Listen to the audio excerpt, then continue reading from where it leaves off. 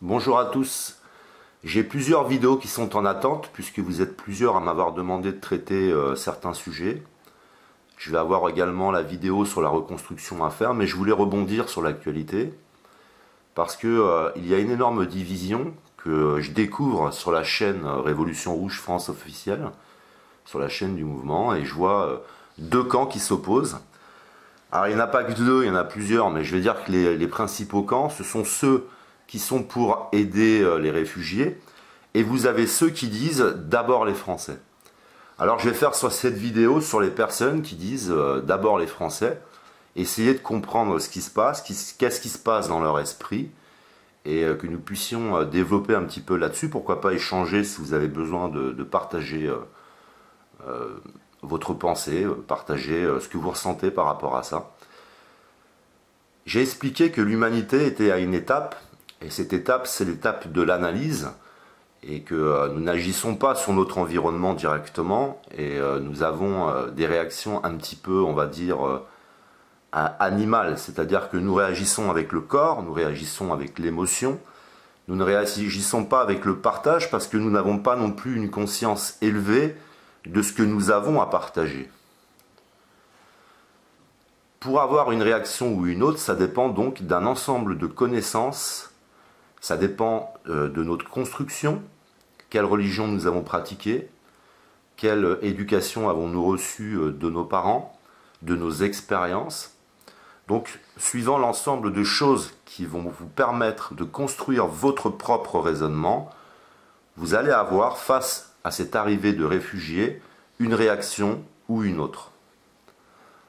Par exemple, il y a des personnes qui, depuis très longtemps, depuis 2003, ont eu conscience des conséquences qu'il y allait y avoir de l'action américaine, de l'action du gouvernement états-unien, de leurs objectifs géopolitiques. Ça allait avoir des conséquences, forcément. Nous ne sommes pas comme avec le nuage de Tchernobyl qui va s'arrêter à la frontière. Ça veut dire que toute activité humaine, les conséquences se déplacent. Ce qui veut dire que si nous voyageons, nous ramenons des insectes avec nous, nous ramenons des maladies avec nous, nous avons tout un tas d'activités qui déséquilibrent en fait cette organisation qui était naturelle au départ. Par exemple, le peuple africain, au départ, vivait dans des tribus, et c'était le modèle de vie que nous ne devions pas toucher. Par exemple, nous aimons faire des réserves naturelles. Alors l'Afrique aurait dû être une réserve naturelle, et nous n'aurions pas dû intervenir de certaines façons, comme par exemple leur apporter une religion, leur apporter tout un tas de choses qui les ont conduits dans l'immobilisme, puisque je le rappelle, dans la religion, il est écrit la guérison et la délivrance. Qui est le diable et comment se délivrer du diable? Il y est écrit comment quitter le côté de la bête, du côté de l'animal, le côté de l'instinct. Et nous avons produit à travers le monde, une religion d'immobilisme, une religion qui ne délivre de rien en réalité, qui vous demande de pardonner, qui vous demande de porter votre croix, alors que la science à côté a énormément évolué, et aujourd'hui elle dépasse complètement la religion, puisque avec la psychologie, la sociologie, nous sommes capables d'intervenir et de rééquilibrer des situations, mais je le rappelle, les spécialistes ont été mis à l'écart. Nous avons donc une humanité qui n'a pas évolué, qui reste dans l'instinct, et dans l'instinct, c'est l'instinct tribal. C'est l'instinct de la propriété, c'est l'instinct animal quand on vit dans le corps de la bête. Il ne s'agit donc pas de reprocher quoi que ce soit, puisque moi-même j'ai été tout ce qu'il y a de mauvais chez l'homme, menteur, manipulateur, j'ai été faux, je suis né dans une situation compliquée, et ceux qui réagissent mal parfois sont souvent eux aussi nés dans une situation compliquée, et c'est une histoire de circonstances que je me sois, moi en tout cas, sorti de tout ça, et que j'ai pu, au travers d'un très grand nombre de repères autour de moi, reconstruire un raisonnement complètement différent. Alors pourquoi nous ne pouvons pas dire les Français d'abord? Tout d'abord, une grande partie des personnes qui disent ça réagissent de la mauvaise façon, ils réagissent instinctivement, et n'ont donc pas conscience de tout ce qui se passe, des raisons.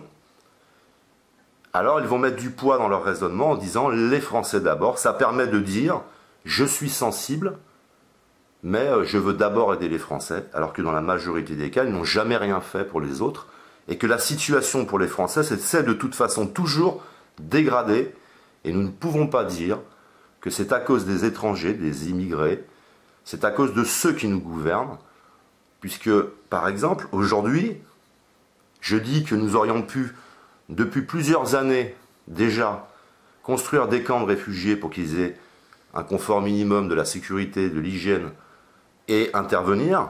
Ça, c'était le rôle de nos politiques. Et nous nous disputons, nous, en bas, et eux, en plus, se félicitent d'accueillir des réfugiés.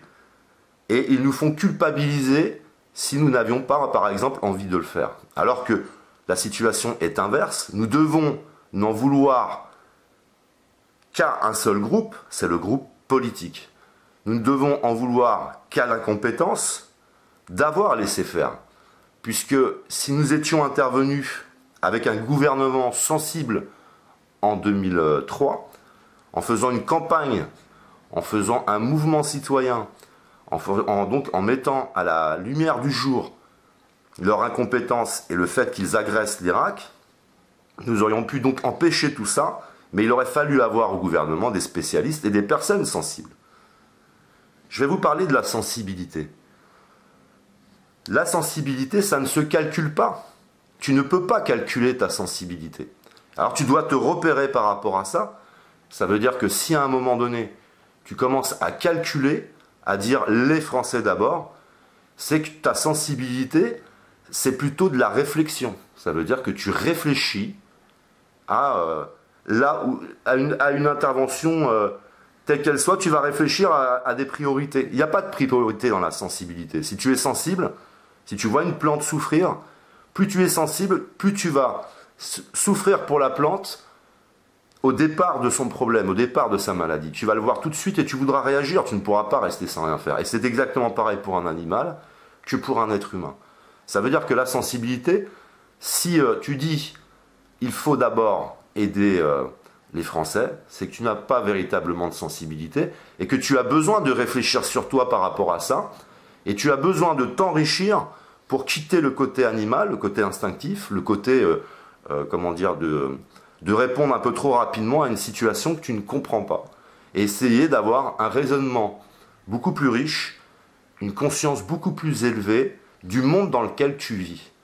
Et avoir une conscience plus élevée, tu es obligé de t'intéresser à la politique, tu vas être obligé de t'intéresser à tout un tas de sciences, à l'histoire, et pour comprendre ce qui se passe. Et à partir du moment où tu comprends ce qui se passe, tu vas renverser ta réflexion. Tu vas renverser la situation, c'est-à-dire au lieu de t'en prendre aux migrants, au lieu de les ignorer, tu vas avoir envie d'une part de les aider, mais de la bonne façon, ce qui veut dire que moi, par exemple, je ne suis pas pour qu'ils soient intégrés en Europe, je suis pour qu'ils soient maintenus dans une situation correcte, que nous intervenions et que nous les renvoyions dans un pays en paix, là où ils pourront reconstruire, et que surtout, cette reconstruction ne soit pas le moyen de les voler en envoyant nos entreprises là-bas, qui vont leur facturer des sommes considérables pour cette reconstruction, parce que tout ça, c'est un business d'armes, c'est un business de reconstruction, c'est un business d'énergie, puisqu'ils ont souvent de l'énergie dans leur pays, qu'on veut leur dépouiller. Ce qui veut dire qu'une fois que tu as une conscience très élevée des choses, tu vas avoir à la fois une réaction, tu vas ressentir des choses d'une certaine façon, et tu vas proposer certaines solutions pour que tout le monde soit content et que tout le monde s'en sorte. Parce que pour les migrants, je le rappelle, c'est des siècles où, au travers de notre système politique, notre système économique, de nos contrats, nous avons dépouillé l'Afrique, nous avons dépouillé tout un tas de pays du monde, et nous ne supportons pas de voir arriver les malheureux que nous avons dépouillés, les malheureux chez qui nous avons imposé une religion qui les a rendus un peu moutons, quoi, on peut le dire. Ils sont complètement maintenant dans une attente, il faut pardonner, il faut ci, et en attendant, tous ceux qui ont mis ça en place, ils les dépouillent. Et c'est ça avoir une conscience élevée. C'est pas d'être utopique et de dire non, aimons-nous tous, accueillons tous les migrants. Moi je ne suis absolument pas comme ça. Je dis que simplement, je ne détournerai jamais mon regard de la politique, puisque c'est à elle qu'on a confié notre sécurité. C'est à elle qu'on a confié notre économie. Et sans cesse, ça se dégrade. Et plus ça se dégrade, plus nous divisons en bas et nous disputons. Et c'est parce que nous n'avons pas une conscience élevée des choses. Alors il ne s'agit pas de critiquer ceux qui ne l'ont pas, puisque moi, je ne suis pas né avec cette conscience. C'est une acquisition, ce sont des recherches, c'est une recherche de compréhension pour pouvoir justement réagir de la bonne manière. Donc les personnes qui disent « aidons d'abord les Français », ce sont des personnes qui ne comprennent pas ce qui se passe, qui n'ont pas une conscience élevée du problème, et qui réagissent donc avec le corps de la bête, le corps de l'animal. Ils réagissent dans l'instinct, du côté tribal, c'est « à moi, je ne partage pas », sans comprendre ce qui se passe, sans savoir tout ce que nous aurions justement à nous partager, parce que les personnes qui volent ces pays, il ne faut pas croire que ça nous rapporte à nous. Il ne faut pas croire que ça nous rapporte à nous, le peuple français, quelque chose. Ils sont une poignée à les dépouiller, ils sont milliardaires, et puis nous ne bénéficions que d'un échange. Mais nous pourrions avoir cet échange sans que qui que ce soit devienne milliardaire et dépouille ces pays. Et tout ça est possible, et il n'y a pas d'utopie. Donc je voulais développer sur le qu'est-ce qui se passe chez la personne qui va dire non, d'abord aidons les Français. Imaginez-vous fermer, mettre des barrières partout comme ils sont en train de le faire, et vous allez avoir des millions de migrants qui vont venir mourir de froid derrière ces barrières. Il y a un problème de sensibilité. On ne peut pas réagir comme ça, on ne peut pas calculer sa sensibilité, ça ne sert à rien de lui mettre du poids dans l'argument, il faut réfléchir sur vous-même et dire non, nous pouvons agir tous ensemble pour maintenir notre attention sur les gouvernements, puisque ce sont les seuls responsables. Parce que si depuis 2003, nous avions depuis 2003 pour faire des choses. Nous avions depuis 2003 pour construire des camps sur place, pour intervenir, etc.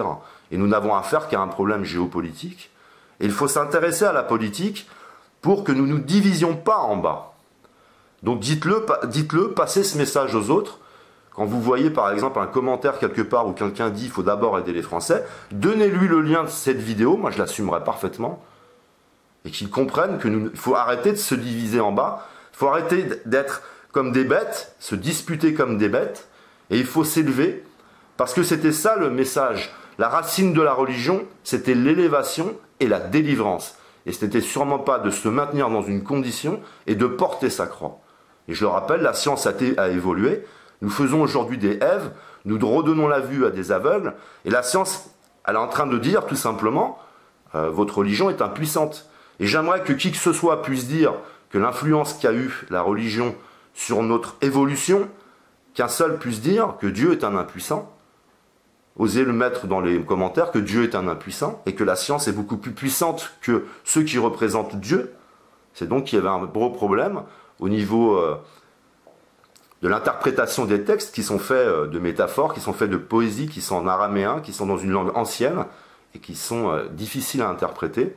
Mais la religion, c'était de la délivrance et c'était pour nous faire quitter le côté de la bête, le côté animal. Et ça a été utilisé autrement. Alors on ne va pas refaire le monde, mais c'est qu'au moins vous sachiez ce qui se passe et ne vous disputez pas avec ces personnes-là. Dites-leur simplement, tu devrais t'intéresser un petit peu plus à la politique, tu devrais t'intéresser un peu plus à ce monde parce que nous ne vivons pas dans une bulle et que nous devons mettre dans un gouvernement des spécialistes qui eux ont conscience de ça et qui ne toucheront pas aux équilibres. Aujourd'hui, vous assistez à une chose qui est simple, ce sont des siècles où on a profité, ce sont pendant des siècles où on s'est dit ce qui peut se passer ailleurs, j'en ai rien à y faire parce que ça me paraît être loin de chez moi. Et vous comprendrez que nous vivons dans un monde d'interdépendance et qu'il était parfaitement possible que nous soyons tous en équilibre dans la mesure où nous ayons des spécialistes dans un gouvernement. Mais il ne faut pas se retourner les uns contre les autres, il ne faut pas se battre en bas parce que vous avez des spécialistes, je le rappelle, de l'analyse et qui sont là pour stigmatiser. Et tout le monde est divisé.